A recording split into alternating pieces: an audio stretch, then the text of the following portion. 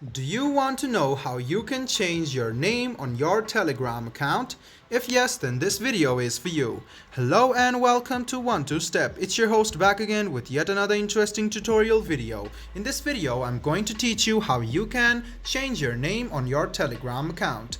Without wasting any time, let's go ahead and start the video.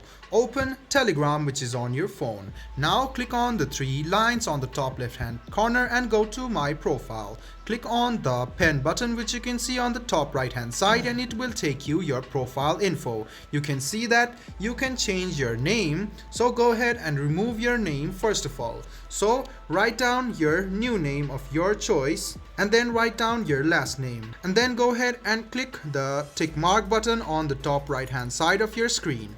And there you go, you have just changed your name on Telegram. I hope this video about how you can change your name on Telegram was helpful for you. If you still have any kind of confusion, please do mention us on the comment section down below. Like the video, subscribe to the channel, and do hit the bell button for more. Hope to see you in the next video as well. Until then, goodbye, take care, and make sure you enjoy.